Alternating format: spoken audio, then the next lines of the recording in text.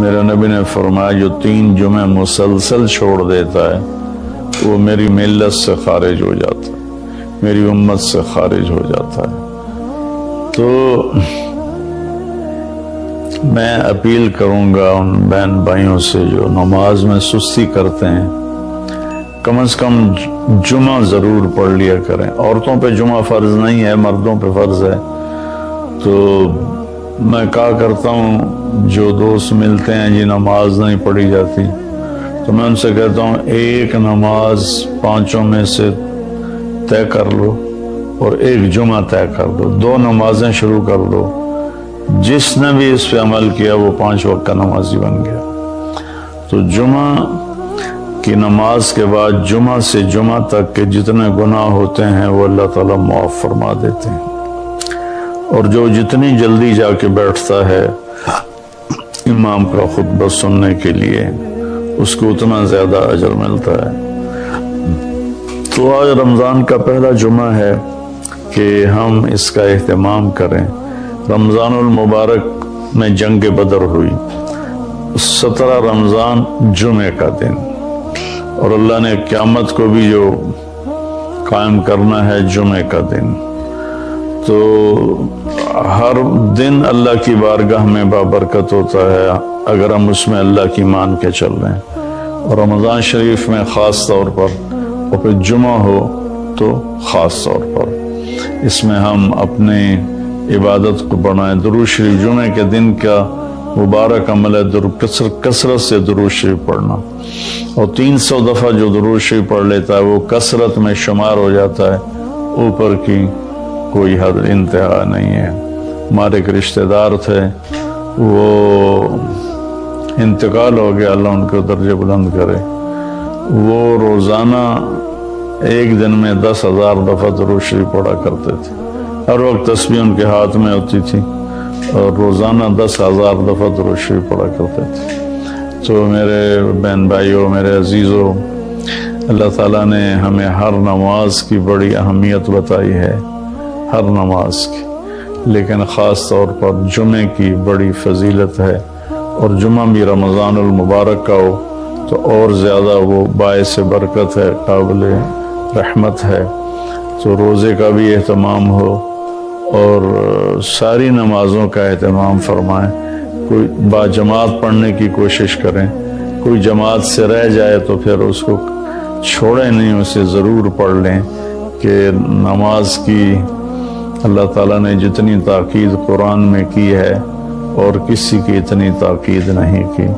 اور اللہ تعالیٰ نے 10 دفعہ اقیم الصلاۃ اقیم الصلاۃ اقیم الصلاۃ وآتوا الزکاۃ، تو 10-12 دفعہ اللہ نے قرآن میں براہ راست حکم کیا اقیم الصلاۃ وآتوا الزکاۃ۔ اور ادھر اللہ پاک کی رحمت کے دروازے کھلے ہوئے ہیں، اللہ کا عرش پہلے آسمان پر ہے، جنت کے دروازے کھل چکے ہیں، جہنم کے دروازے بند ہو چکے ہیں۔ اور میرے نبی کا فرمان ہے کہ اگر میری امت کو پتہ چل جائے رمضان کیا ہے تو تمنا کریں گے کہ سارا سال ہی رمضان ہو، اتنی اللہ کی رحمت ہوتی۔ اللہ نے فضل فرمایا، صرف 1 مہینے کے لیے ہمیں اللہ تعالیٰ نے اس کا پابند کیا۔ تو میرے بھائی بہنوں، اس مہینے کو قیمتی بناؤ، کسی سے ہم لڑے ہوئے ہیں ہم صلح کر لیں، مرنے والے سے پوچھو کہ لڑائی کا کیا نقصان ہوتا ہے، مرنے والے سے پوچھو دنیا کی دوڑ کا کیا نقصان ہوتا ہے، مرنے والے سے پوچھو ماں باپ کی نافرمانی کا کیا انجام ہوتا ہے۔ امام بخاری رحمۃ اللہ علیہ نے ایک واقعہ نقل کیا ہے کہ ایک گاؤں میں ایک نوجوان کو دفن کیا گیا، تو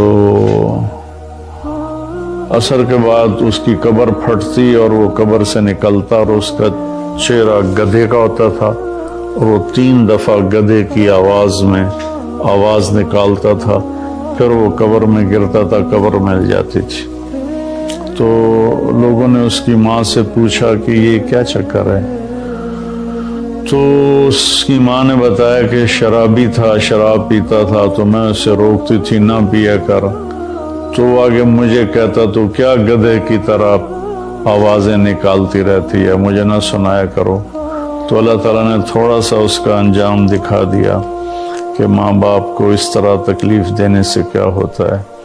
तो भाइयों, एक तो हम नमाज को ज़िंदा करें। मेरे नबी ने कहा जुइलत कुर्रतु ऐनी फ़िस्सलाह, नमाज रोज़े से बड़ा फ़र्ज़ है, मेरी आंखों की ठंडक नमाज में है। और जब आप दुनिया से तशरीफ़ ले जा रहे थे तो आपने पूरे दीन को दो लफ्ज़ों में बयान किया, एक है हुकूकुल्लाह, एक है हुकूकुल इबाद, और एक है बंदगी और एक है मुआशरत। तो आपने फरमाया अस्सला, जब आप दुनिया से तशरीफ़ ले जा रहे थे आपने हज़रत अम्मा आयशा रज़ियल्लाहु अन्हा अलैहिस्सलाम के सीने पर यूं सर रखा हुआ था इस तरह करके ऐसे, और अम्मा आयशा ने आपको सहारा दिया हुआ था, अपने सीने पर लटाया हुआ था। तो आप फरमा रहे थे अस्सला व मा मलकत ऐमानुकुम, मेरी उम्मत एक नमाज ना छोड़ना और एक मेरी उम्मत के गरीब तबके पर रहम करना, उनके साथ आसानी का सलूक करना, उन पर सख्ती ना करना, उनसे नरमी का सलूक रखना। फिर अस्सला व मा मलकत ऐमानुकुम, नमाज ना छोड़ना, नमाज ना छोड़ना, नमाज ना छोड़ना। और आखिरी अल्फाज भी यही थे अस्सला अस्सला अस्सला, नमाज नमाज नमाज। फिर फरमाया अल्लाहुम्मा रफ़ीक़ल आला। वालिया होता है, वो आम तौर पे एक मीठा जहर है जो उस बेचारे को पिला दिया जाता है। उसकी हैसियत से बढ़कर उसका तारुफ कराया जाता है, उसकी हैसियत से बढ़कर उसकी तारीफ की जाती है। वो फिर ये समझने लगता है शायद मैं वाकई ऐसा ही हूँ। फिर वो अल्लाह की नज़रों से गिरना शुरू हो जाता है। इसलिए मैं ये एक बात तो आप सब हजरात की खिदमत में अर्ज करूँगा, आज तो अल्लाह को कोई नहीं जानता, मैं कौन हूँ जिसे हर कोई जानता है कि मौलाना तारिक जमील तारुफ के मोहताज नहीं। मैं तो एक गंदे नुत्फे से बना हुआ इंसान, कल को मट्टी आज भी मट्टी, मिट जाने वाली शय। आज की दुनिया तो ऐसी गफलत की दुनिया है कि अल्लाह को कोई नहीं पहचानता। इस वक्त तो अल्लाह भी मोहताज तारुफ हो चुके हैं। मोहताज का लफ्ज़ मेरे आपके लिए ना कि अल्लाह की ज़ात, कि अल्लाह तो हर चीज़ से पाक ज़ात है, लेकिन जो उसको मानते हैं आज वो भी अल्लाह को नहीं जानते कि अल्लाह कौन है। तो मैं और आप तो बड़े ही छोटे इंसान हैं, हमारी कोई हैसियत नहीं है। तारुफ ज़रूर करवाया जाए पर बड़े नपे तुले अल्फाज के साथ, जिससे अगले का मिजाज ख़राब ना हो, बल्कि वो भी अपनी हैसियत में रहे, अपने दायरे में रहे। हमारे उस्ताद साहब रहमतुल्लाह अलैह जिनसे बुखारी पढ़ी, वो फरमाया करते थे इल्म की दो किस्में हैं। एक वो जो किसी के ज़रिए से हासिल हो, उसको कहते हैं हुसूली, हासिल हुआ। एक वो जो मैं खुद जानता हूँ, उसे कहते हैं वजूदी। वज़न में वजूदी इल्म की ताकत हुसूली इल्म से ज़्यादा होती है। एक चीज़ मैं खुद देख रहा हूँ, एक बता रहा है, दोनों में फ़र्क है। शुनीदा कैबवन मानिंद दीदा, ये एक फ़ारसी की मिसाल है। इसी को अरबी में लैसल ख़बर कल मुआयना, देखा सुना बराबर नहीं है। तो इल्म वजूदी की ताकत हुसूली से ज़्यादा होती है, सिवाय एक जगह के, जब आदमी की तारीफ होती है उन चीज़ों के साथ जो उसमें नहीं है, तो वो वहाँ बेचारा धोखा खा जाता है। वो समझता है ये जो कह रहे हैं ना ठीक ही कह रहे हैं, हालांकि वो अच्छी तरह जानता है कि मैं ऐसा नहीं हूँ जैसा ये कह रहा है। लेकिन थोड़ी देर के लिए उस पर भी एक नशा तारी हो जाता है, वाकई ऐसा ही हूँ। तो इसलिए मैंने ये अर्ज़ किया कि आप लोगों की तो मजबूरी, आपके पास अफसरान आते हैं, उनकी तारीफ ना करो तो फिर वो आपको कोई डोनेशन नहीं देंगे। उनको आप बढ़ा चढ़ा के अरस्तु ना बनाओ, जाली न्यूज़ ना बनाओ। ये वो पिछले दिनों ना जब वो हुकूमत ने तालीम मैट्रिक तक मुफ्त का ऐलान किया, तो मैं सियालकोट में हमारी जमात गई थी, तो वहाँ चॉकिंग हुई थी दीवारों पर, वक्त का सर सैयद परवेज़ इलाही। میں کہا بھائی اس سے بڑی بےزتی سر سید کی اور نہیں ہو سکتی۔ جس آدمی نے تن من دھن قربان کر دیا امت کو کسی رخ پر لانے کے لیے اور اس گرداب سے نکالنے کے لیے کہ یہ کچھ دنیا کو بھی سمجھنے والے بنے، ایک نواب صاحب کے پاس گئے چندہ مانگنے، وہ تھے مخالف ان کے، تو انہوں نے تمسخر اور ٹھٹھے کے طور پر اپنے پرانے جوتے ان کو ڈبے میں پیک کر کے دے دیے کہ آئیے آپ کی اسکول کے لیے چندہ ہے۔ وہ لے گئے علی گڑھ، کھول کے دیکھا تو پرانے جوتے، تو انہوں نے اس کو بازار میں فروخت کیا، وہ کوئی 4 آنے 8 آنے کے بکے، وہ جمع کر کے رسید کاٹ کر لیٹر میں ڈال کے بھیج دی کہ آپ نے جو ہمیں چندہ دیا تھا وہ ہم نے بازار میں بیچا، اس کے اتنے پیسے ہم نے وصول پائے، اس کی رسید آپ کی خدمت میں پیش کر رہا۔ جو آدمی ایسے ذلیل ہو کہ اسی کنارے پہنچا وقت کا سر سید پرویز علیہ، میں کہا اس سے بڑی بےزتی آج تک سر سید کی نہیں ہو سکتی۔ تو خیر یہ ہمارے موضوع کی بات نہیں تھی، لیکن مجھے اپنی جان بھی تو بچانی ہے نا۔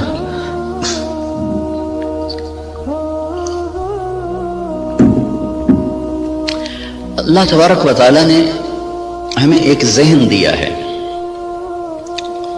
اس وقت ذہن یہ ہے کہ ہم اپنی محنت کا کماتے ہیں، محنت کا کھاتے ہیں، جو کماتے ہیں جو مرضی کریں، یہ ایک ذہن جس کو ہم سرمایہ داری کا نظام کہتے ہیں۔ یہ 1925 میں ایک شخص پیدا ہوا تھا وہاں گلاسکو کا، اس نے یہ نظریہ دیا تھا، اس نے کتاب لکھی دی دی ویلتھ آف نیشن، تو اس میں اس نے یہ نظریہ دیا تھا کہ آدمی کو کمانے میں آزاد ہونا چاہیے، جو جیسے مرضی کمائے، اس سے مال کی دوڑ لگے گی اور لوگوں کے پاس سرمایہ وافر ہو جائے گا۔ ایڈورڈ سمتھ اس کا نام تھا۔ اس کے مقابلے میں ایک نظریہ تھا جو کارل مارکس نے دیا کہ سب کچھ نیشن کا ہے، حکومت کا ہے، کسی کا کوئی حق کوئی نہیں، حکومت اس کو صحیح طور پر تقسیم کرے گی۔ یہ 2 غلط نظریے دنیا میں چلے، ایک ختم ہو گیا، ایک قریب المرگ ہے، ختم ہونے پر ہے۔ اسلام اس کے بیچ میں لاتا ہے، وَكَانَ بَيْنَ ذَلِكَ قَوَامًا، وہ درمیان میں لاتا ہے، وہ ملکیت اللہ کی ثابت کرتا ہے، نہ میری نہ حکومت کی، الملک للہ۔ ہمارے نبی جب صبح اٹھتے تھے نا تو آپ ایک دعا مانگا کر، صبح اٹھتے ہی اصبحنا واصبح الملک للہ والکبریاء والعظمۃ للہ والخلق والامر واللیل والنہار وما سکن فیہما للہ وحدہ اللہم اجعل اول هذا النہار صلاحا واوسطہ فلاحا واخرہ نجاحا اسألک خیر الدنیا والآخرۃ یا ارحم الراحمین۔ ہمارے نبی نے جو ہمیں دعائیں سکھائی ہیں وہ بھی معجزات نبوت میں سے ہیں کہ اتنے خوبصورت اسلوب میں اللہ سے بات کرنا اور مختصر کلمات میں سب کچھ مانگ لینا، یہ صرف نبی سکھا سکتا ہے اور کوئی نہیں سکھا سکتا۔ تو صبح اٹھتے ہی کیا اعتراف عبودیت ہے، عبدیت ہے، اصبحنا واصبح الملک للہ، میرے رب ساری کائنات جس پر دن چڑھ رہا ہے وہ تیری ہی ہے، ساری عظمتیں جلال و کبریا وہ تیرے لیے ہے، ساری مخلوق سارا کچھ وہ تیرا ہی ہے، زمین آسمان جو اس کے درمیان ہے وہ سب کچھ تیرا ہے۔ جب سب کچھ تیرا ہے میں تیرا محتاج بن کر تجھ سے سوال کرتا ہوں، یا اللہ اس دن کا اول وہ فلاح بنا دے اور اس کے درمیان کو صلاح بنا دے، اس کے آخر کو نجات بنا دے۔ یہ تصور ہمیں اللہ کی طرف سے ملا ہے کہ جو کچھ میرے پاس ہے وہ بطور استحقاق نہیں، بطور امتحان ہے۔ یہ 2 لفظوں میں راستے جدا ہو جاتے ہیں۔ میرے پاس جو کچھ ہے بطور استحقاق نہیں، بطور امتحان ہے۔ جو کچھ ملا، جس کو ملا، دینے والا کوئی اور ہے اور دیا جا رہا ہے اس کے امتحان کے لیے، اور عنقریب یہ اس سے واپس لے لیا جائے گا اور پھر اس کو ایک بہت بڑی عدالت میں پیش کیا جائے گا، پھر وہاں اس کے اچھے اور برے اعمال کو تولا جائے گا، پھر اس پر یا ہمیشہ کے لیے جنت کا فیصلہ ہوگا یا ہمیشہ کے عذاب اور جہنم کا فیصلہ ہوگا۔ ہمیں یہ بنیاد دی گئی ہے، ہم اس پر اپنی زندگی کی عمارت کو تعمیر کرتے ہیں۔ وہ بادشاہ وقت بھی ہے، تو اگر وہ دین کو سمجھتا ہے تو وہ کبھی یہ دعویٰ نہیں کرے گا کہ ملک میرا ہے۔ یہ دعویٰ فرعونی ذہن کے لوگ کرتے ہیں، الیس لی ملک مصر وہذہ الانہار تجری من تحتی افلا تبصرون، مصر میرا ہے، نہریں میری ہیں، میں جو چاہے مرضی کروں۔ اس کے بدلے میں جس کو اللہ تعالیٰ ایمان کی دولت دیتا ہے وہ کہتا ہے ملک اللہ کا ہے، میں تو امانت دار ہوں، حکومت اللہ کی ہے، میں تو امانت دار ہوں، میں تو اس میں خیانت نہیں کر سکتا۔ عمر بن عبدالعزیز کے بچوں نے ماں سے کہا کپڑے چاہیے، عید آ رہی، انہوں نے خاوند سے کہا، اور عمر بن عبدالعزیز 3 بر اعظم پر حکمران ہیں، میں بیت المال ایسا بھرا کہ نہ بعد میں کبھی بھرا نہ پہلے کبھی بھرا۔ تو انہوں نے بیوی نے عرض کیا کہ بچے کپڑے مانگ رہے ہیں، تو انہوں نے فرمایا میرے پاس تو پیسے کوئی نہیں۔ اس سے پہلے خلفاء نے خزانے کو استعمال کیا جیسے چاہا، انہوں نے اپنا سمجھ لیا تھا، دھوکہ کھا گئے۔ ایک ایمان والا آیا، اللہ سے ڈرنے والا آیا، اس نے کہا الملک للہ، کہا فاطمہ یہ تو دولت میری نہیں ہے، یہ تو امانت ہے، میرے پاس پیسے نہیں، میں کپڑے کہاں سے لے کر دوں؟ بیوی نے کہا اگلے مہینے کی تنخواہ ایڈوانس لو، میں اس سے کپڑے سی لوں گی، روٹی کا خرچہ میں گھر بیٹھے مزدوری کر کے نکال لوں گی۔ چلنے گئے، ہاں یہ میں کر سکتا ہوں۔ تو انہوں نے اپنے خزانچی کو بلا کے فرمایا کہ ہمیں اگلے مہینے کا خرچہ، اگلے مہینے کی تنخواہ ہمیں ایڈوانس دے دی جائے۔ تو خزانچی نے کہا اب مجھے اگلا مہینہ زندہ رہنے کی ضمانت دے دے، میں آپ کو تنخواہ دے دیتا ہوں۔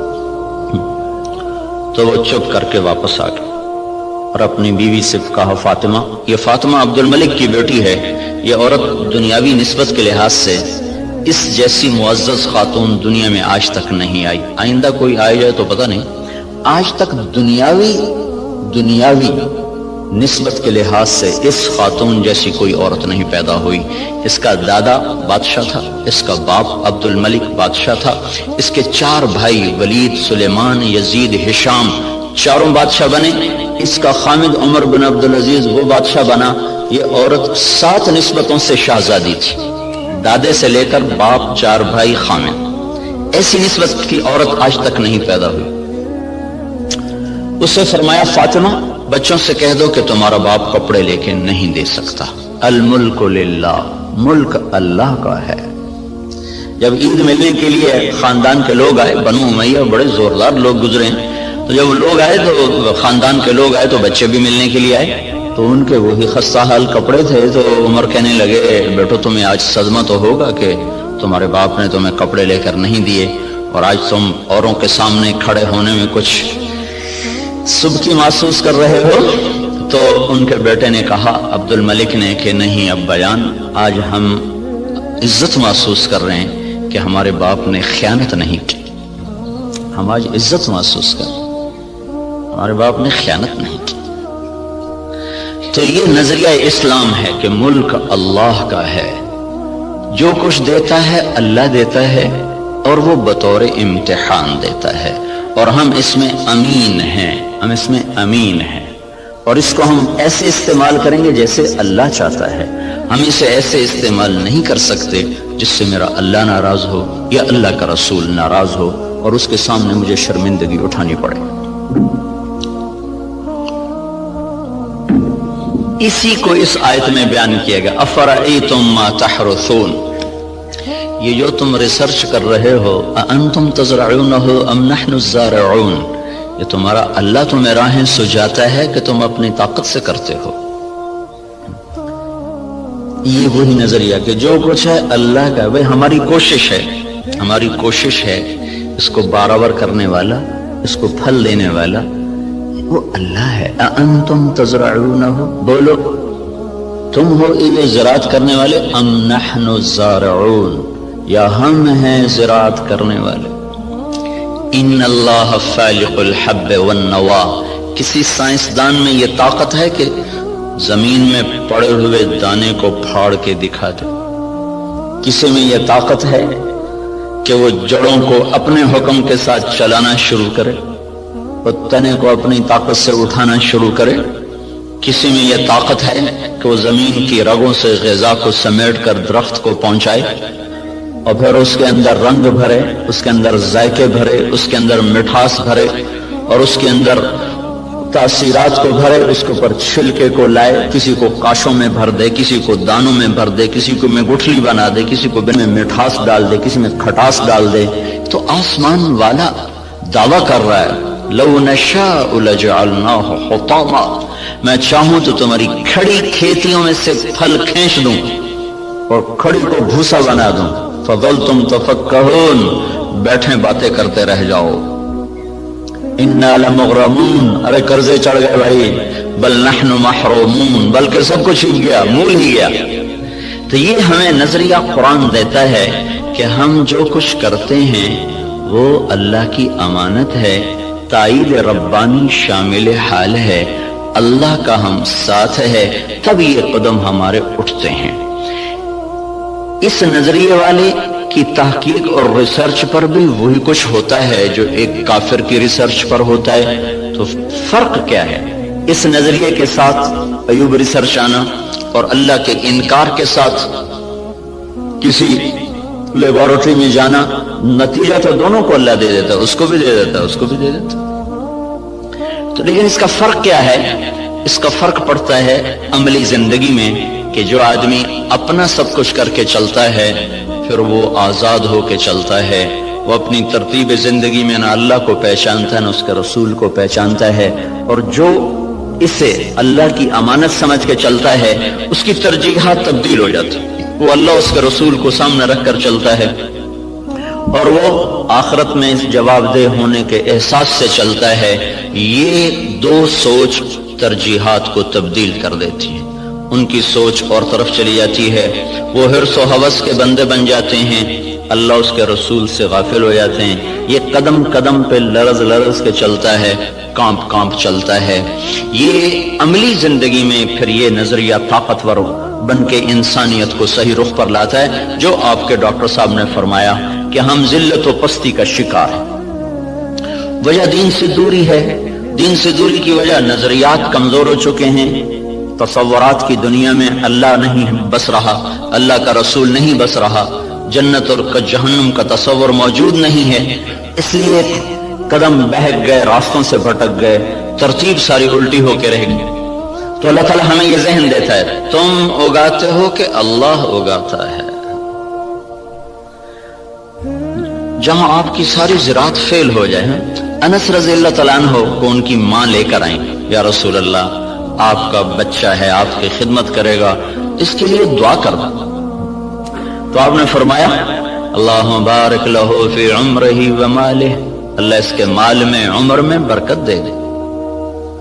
تو انس رضی اللہ عنہ فرمایا کرتے تھے کہ اللہ تعالیٰ نے مجھے اتنی زندگی دے دی کہ اب میں زندگی سے تنگ آ گیا، اللہ کے نبی نے لمبی عمر کی دعا دی۔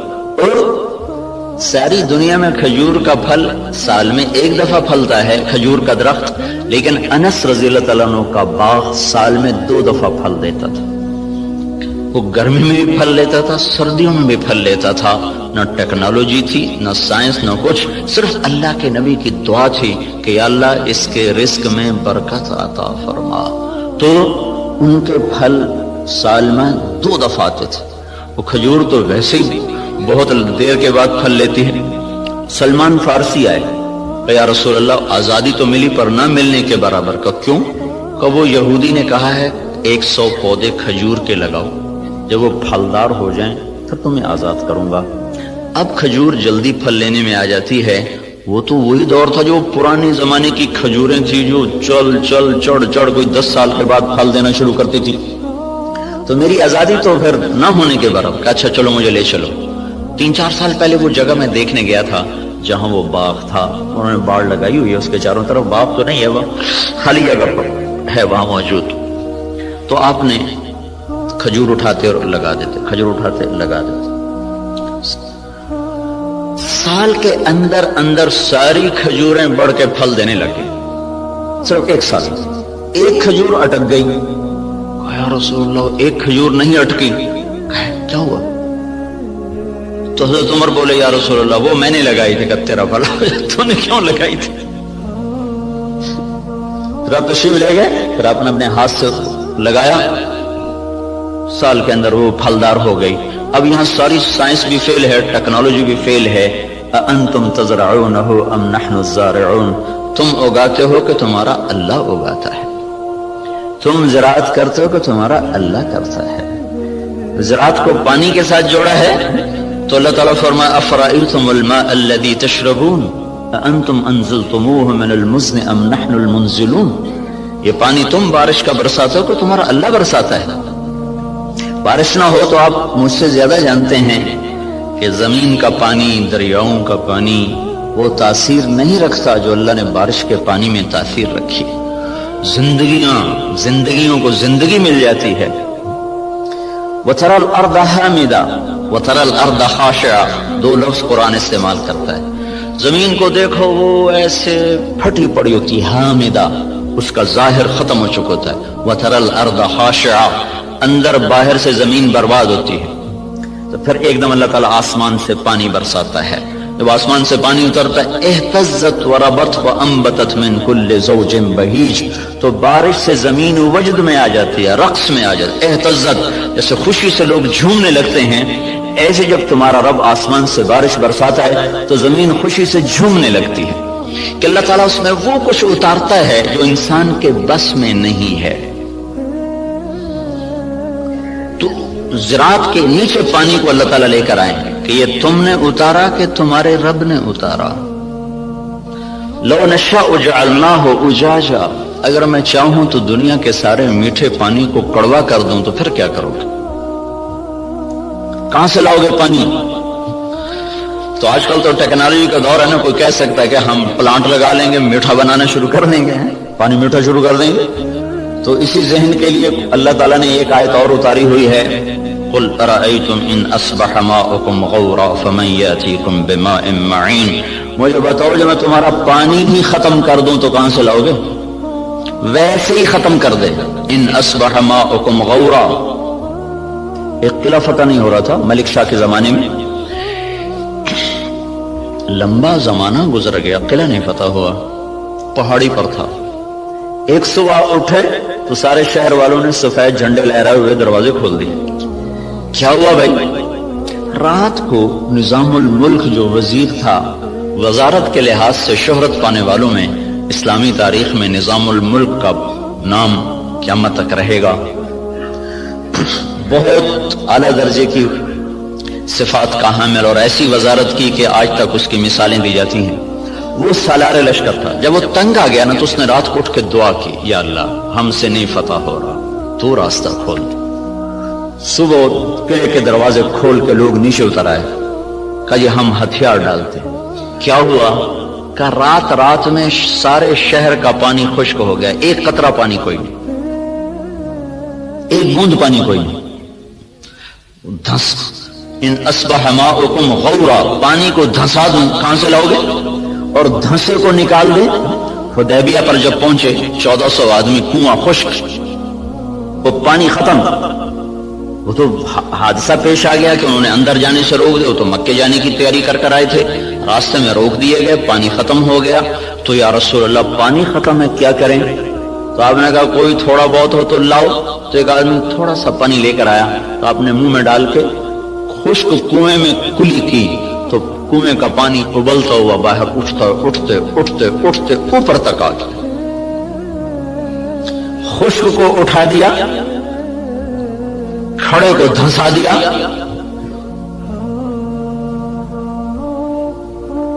ایک شخص جا رہے, ابو الحسن نام مجھے پوری طرح یاد نہیں, راستے میں تھے جنگل میں, پیاس لگی, پانی کی تلاش میں کنویں پر پہنچے، دیکھا تو پانی نیچے، تو انہوں نے اپنے موزے کو اتارا، جوتے کو اتارا، وہ لمبا جوتا ہوتا تھا، اس کو پگڑی سے باندھ کر نیچے لٹکایا تو پانی نیچے تھا، وہاں تک جوتا نہیں جا سکا، تب پریشان ہو کے بیٹھ گئے، اب کیا کروں، پیاس سے جان جا رہی۔ اتنے میں کہ ہرن دوڑتا ہوا آیا، اس نے آ کر تیزی کے ساتھ پہلے یوں نیچے نظر دوڑائی تو پانی بہت نیچے، پھر سیدھا ایسے آسمان کو دیکھا، ایسے یوں دیکھنا تھا کہ پانی فوارہ مارتا ہوا منڈیر کے ساتھ آ کے لگ گیا۔ تو اس نے پیا، انہوں نے بھی پیا، تو ان کو دل میں خیال آیا یہ کیا چکر ہے، یہ جانور اس کے لیے اتنا اکرام اور میں انسان اور ایمان والا، میرے لیے تو یہ ہوا نہیں، جانور کے لیے جو ہو گیا۔ تو ایک آواز سنی تو رسی اور ڈول کے سہارے ڈھونڈتا رہا، اس نے سیدھا اپنے رب کو پکارا، اللہ پکارنے والوں کی ایسے ہی سنتا ہے۔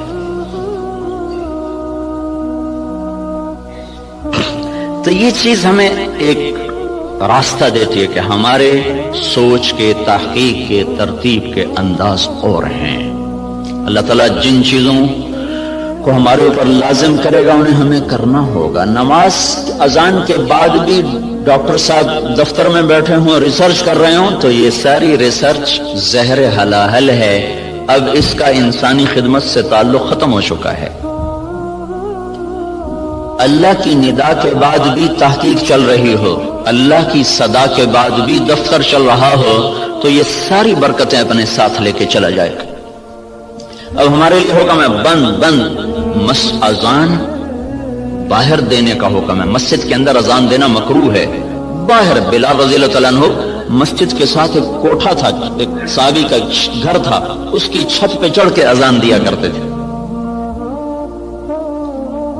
کہ اذان باہر کی زندگی کو معطل کرنے کے لیے ہے اور مسجد کی زندگی کو آباد کرنے کے لیے ہے۔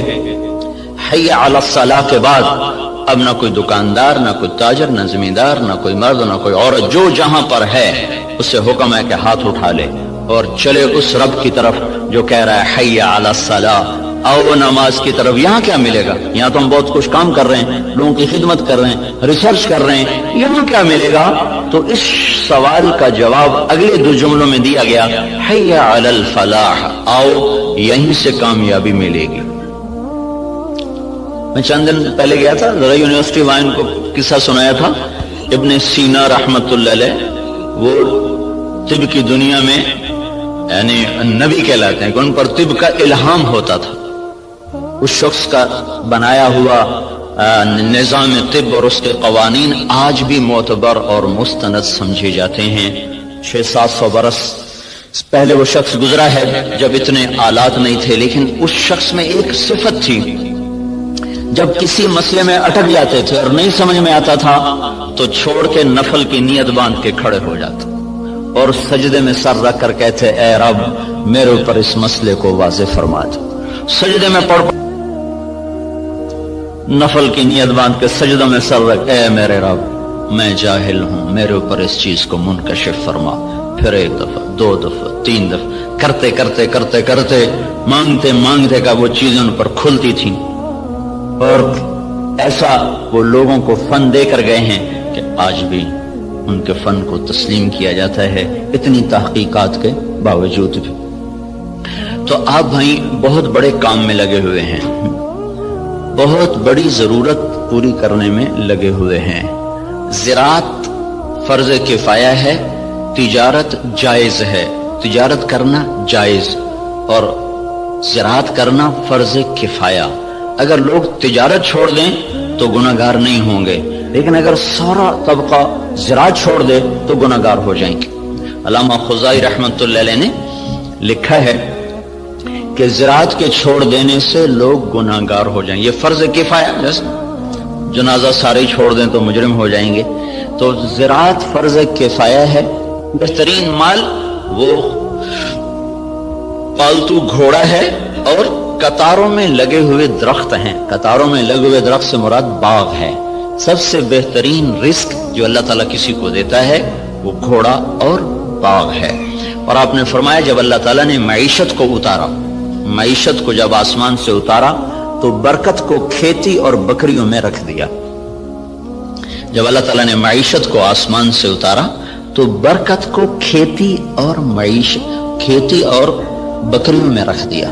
سعد بن معاذ رضی اللہ تعالیٰ عنہ تشریف لائے تو آپ نے دیکھا ان کے ہاتھوں پر وہ کسی چلانے کے نشان پڑے ہوئے تھے. تو آپ نے کہا سعد کیا ہے یہ؟ کہا جی یہ کسی کے نشان ہے، میں زمین کھودتا ہوں، گوڑی کرتا ہوں. گوڑی کرتے نا زمانے میں ہاتھوں سے کرنا، تو یا رسول اللہ وہ میں خود کرتا ہوں، اس کے کرنے کی وجہ سے یہ میرے نشان پڑ گئے ہیں، بچوں کی روٹی کماتا ہوں. تو آپ نے ان کا ہاتھ لے کر ایسے چوما اور کہا اس ہاتھ پر جہنم کی آگ حرام ہے.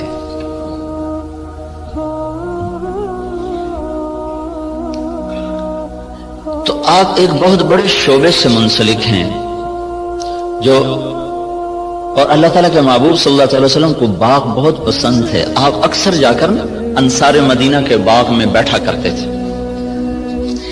معاویہ رضی اللہ تعالیٰ عنہ سے کسی نے پوچھا، ایک بدو سے پوچھا تجھے کون سا مال پسند ہے؟ کہنے لگا چشمہ ہو عین خوارہ وعرض خرارہ، چشمہ ہو ابلتا ہوا، زمین ہو سرسبز، اور نعجۃ صفراء فی قطعۃ خضراء، یا بکریاں ہوں اور ساتھ سرسبز چراگاہ ہو، یا کھجوروں کا باغ ہو اور اس کی چھاؤں ہو. تو کہنے لگے اللہ کے بندے سونے چاندی کا تو نے ذکر ہی نہیں کیا. انہوں نے کہا امیر المومنین دفع کرو، یہ بھی کوئی چیز ہے، خرچ کرو تو ختم ہو جائیں، نہ کرو تو پتھر کی طرح پڑے رہیں. تو اللہ تعالیٰ کے محبوب صلی اللہ تعالی علیہ وسلم نے ان ہاتھوں کو چوما کہ ان پر جہنم کی آگ حرام ہے. اور معاویہ رضی اللہ تعالیٰ عنہ اتنی بڑی زراعت تھی کہ ان کے کھیت میں 5 لاکھ من گندم ہوتی تھی. جس زمانے میں یہ ایسی اقسام تیار نہیں ہوئی تھیں کہ جو ایکڑ میں 50 من ہو اور ایکڑ میں 60 من ہو. وہ ایک پرانی ہم نے بھی تھوڑی سی رکھی ہوئی ہے باپ دادے کی 591، وہ بس ہم اپنے کھانے کے لیے 2 ایکڑ کاش کر لیتے ہیں، 15-20 من ایک ایکڑ سے وہ ہوتی. یہ اقسام نہیں تھی اور اس کے باوجود 5 لاکھ من گندم ان کے فارم سے نکالی جاتی تھی. اور عمر رضی اللہ تعالیٰ عنہ جب خلیفہ بنے تو انہوں نے اپنے ساتھ تھوڑا بہت اپنا کام کرتے تھے، تو چلتے چلتے چلتے ان کی سالانہ جو آمدن تھی وہ 40,000 اونٹ تھے. 40,000 اونٹ عمر رضی اللہ تعالیٰ عنہ کے سارا سال وہ چراگاہوں میں چرتے رہتے تھے، اور روزانہ 20 اونٹ ذبح کر کے مہمانوں کو کھلایا کرتے تھے، اور خود مہینے میں 1 دن گوشت کھاتے تھے. اپنی ذات کے لیے مہینے میں 1 دن گوشت، اور مہمانوں کے لیے روزانہ کا دستور تھا. 20 اونٹ روزانہ ذبح ہوتے تھے اور لوگوں کو کھلایا جاتا تھا. تو یہ تحقیق اور ریسرچ تو سب کچھ ہے اور بڑی جان بھی لگ رہی، اور خود ہم دیکھ رہے ہیں کہ ہماری 5 من کپاس ہوتی تھی، اب وہی 30 من ہو رہی ہے، 35 من تک چلی جاتی ہے. ہماری 15-20 من گندم ہوتی تھی، وہ 60 من تک خود میرے اپنی زمین میں نکلی ہے. اوسط کے لحاظ سے تو نہیں، لیکن 2, 4, 10 ایکڑ ایسے ہر دفعہ دیکھے کہ ان پہ 60 من تک گندم چلی گئی، 100 من تک مکی چلی گئی ہے. لیکن وہ جو ڈاکٹر صاحب نے بات کی تھی کہ ذلت تو ساتھ نہیں چھوڑ رہی، وہ تو اسی طرح چھائی ہوئی ہے. اتنی فراوانی کے باوجود ذلت سروں سے جا ہی نہیں رہی، کہ اس کے لیے ایک اور نظام ہے، اس کے لیے اور اسباب ہیں. اس ریسرچ و تحقیق و تدقیق کے ساتھ ایک نظام اور ہے، وہ ہے اللہ اس کے رسول کی پسندیدہ ترتیب زندگی کو بھی سیکھنا اور اس کو بھی اپنی زندگی میں شامل کرنا اور اس کو لے کر ساری دنیا میں پھرنا. اس امت کا جو کام ہے وہ ساری دنیا کے انسانوں کو اللہ کا تعارف کروانا اور اللہ کے دین کی طرف بلانا ہے. وہ پہلو ہمارا بالکل خالی ہو گیا ہے. میں مکہ میں تھا تو مجھے ایک ملے، اس کے PhD تھے ارضیات کے. ایک جگہ کھانے پہ ان سے ملاقات، وہ مجھ سے کہنے لگے آپ کے پاکستان کی جو زمین ہے ساری دنیا میں ایسی زمین کسی ملک کے پاس نہیں ہے جو اللہ تعالیٰ نے قدرتی اس کے اندر صفات رکھی ہیں، دنیا کے کسی خطے میں یہ صفات موجود نہیں۔ میں نے کہا آپ کی بات درست ہے، لیکن ایک اور ہمیں وائرس لگ گیا ہے جس نے ہماری ہر شے کو برباد کر دیا ہے، وہ بددیانتی اور خیانت کا وائرس ہے جو جان نہیں چھوڑ رہا۔ امریکن سنڈی بھی مر گئی اور کپاس کے وائرس کا بھی علاج ہوگا۔ تو بیوٹی کپاس میں نے اس دفعہ 10 ایکڑ کاشت کی تجربے کے طور پر، جس پر سنڈی ویسے ہی نہیں آئی، وہ نہیں آئی، ہم نے 10 ایکڑ کاشت کیا تجربے کے طور پر، اس پر سارے سیزن میں کوئی سنڈی کا اٹیک نہیں ہوا سوائے لشکری سنڈی کے۔ تو وائرس کو بھی کنٹرول ہو گیا، سنڈیاں بھی کنٹرول ہو گئیں، لیکن یہ جو بددیانتی کا وائرس لگا ہے یہ مصیبت خانہ بڑھتا ہی جا رہا ہے، بڑھتا ہی جا رہا ہے۔ جب تک یہ اندر سے نہیں نکلے گا اللہ تعالیٰ کی نظروں سے ہم گرتے رہیں گے، گرتے رہیں گے، گرتے رہیں گے۔ کہ محبوب پاک صلی اللہ تعالی علیہ وسلم کا ارشاد ہے اذا اتخذ الفیء دولا، جب میری امت میں حکومت کے افسران بددیانت ہو جائیں گے اور حکومت کے خزانے کو خود لوٹنا شروع کر دیں گے، والامانۃ مغنما، اور عوام الناس بھی بددیانت ہو جائیں گے، جس کے پاس امانت رکھی جائے گی وہ کھا جائے گا، والزکاۃ مغرما، اور مالدار لوگ بخیل ہو جائیں گے اور زکوٰۃ دینا چھوڑ دیں گے، وتعلم لغیر الدین، اور جب میری امت کے علماء کا رخ اللہ کی طرف بڑھنے کی بجائے بادشاہوں کی طرف بڑھنا شروع ہو جائے گا اور علم دین کو اللہ کی بجائے دنیا کے لیے حاصل کیا جانے لگے گا، وَأَطَاعَ الرَّجُلُ زَوْجَتَهُ، اور لوگ بیویوں کے فرما بردار ہو جائیں گے، وَعَقَّ أُمَّهُ، اور ماؤں کے نافرمان ہو جائیں گے، اور ادنا صدیقہ، دوست کو دیکھ کر باہیں پھیلا کر گلے سے لگائیں گے، وَأَقْصَى أَبَاهُ، باپ کو دیکھ کر ان کو دھکا دے کے راستے سے ہٹا دیں گے، وَصَادَ الْقَبِيلَةَ فَاسِقُهُمْ، قبیلے کا سردار نافرمان ہوگا، وَأُكْرِمَ الرَّجُلُ مَخَافَةَ شَرِّهِ، ایک دوسرے کو اکرام کر کے بھی آپس میں بغض رکھا ہوا ہوگا، مسکرا کر بھی ملنا ہوگا، اندر میں نفرت بھی ہوگی، ایک دوسرے کے شر سے بچنے کی ہر ایک کی نیت ہوگی، وَكَانَ رَئِيسُ الْقَوْمِ أَرْذَلَهُمْ، بڑے بڑے کلیدی عہدوں پر نکمے لوگوں کو بٹھا دیا جائے گا، نااہل لوگوں کو بٹھا دیا جائے گا، وارتفعت الاصوات فی المساجد، مسجدوں میں لڑائیاں شروع ہو جائیں گی اور فرقہ واریت کی آگ بھڑک اٹھے گی، وظہرت القینات والمعازف، اور گانے والیاں معزز اور محترم ہو جائیں گی اور گانے والیاں عام ہو جائیں گی، اور موسیقی چاروں طرف پھیل جائے گی اور موسیقی کے آلات ہر طرف عام ہو جائیں گے، وشربت الخمور، اور شراب عام ہو جائے گی، ولبس الحریر، اور مالدار لوگ مرد ریشم استعمال کریں گے، ولان آخر هذه الامت اولها، اور اس امت کے آج کے لوگ پہلے لوگوں کو جاہل، ان پڑھ، اس قسم کے القابات سے نوازیں گے۔ جب میری امت میں یہ سب کچھ ہوگا، جب یہ سب کچھ ہوگا تو پھر کوئی دوا کارگر نہیں، کوئی طبیب کارگر نہیں، کوئی تدبیر سرے نہ پہنچے گی۔ پھر کیا ہوگا؟ فَلْيَرْتَقِبُوا عِنْدَ ذَلِكَ رِيحًا حَمْرَاء وَزَلْزَلَةً وَمَسْخًا وَقَذْفًا وَخَسْفًا وَآيَاتٍ مُتَتَابِعَاتٍ، پھر میری امت پر زلزلے آئیں گے، پھر میری امت پر ہوائیں پاگل بن کے ٹوٹ پڑیں گی، پھر ان کو زمین میں دھنسا دیا جائے گا، پھر ان پر پتھروں کی بارش ہوگی، پھر ان پر اوپر نیچے عذاب کے کوڑے برسیں گے، اس طرح عذاب آئیں گے جیسے تسبیح ٹوٹ جائے اور اس کے دانے ٹپ ٹپ ٹپ گرتے ہیں، ایسے اوپر نیچے اللہ کی طرف سے تنبیہات کا ایک نظام چلے گا۔ جب تک ان برائیوں سے یہ نکلیں گے نہیں، اس وقت تک انہیں کوئی اللہ کے ہاں عزت نہیں دلا سکتا، نہ یہ دنیا بنا سکتے نہ یہ آخرت بنا سکتے۔ کافر اور ہم میں فرق ہے، وہ جو مرضی کریں، اگر وہ دنیا کے اسباب کو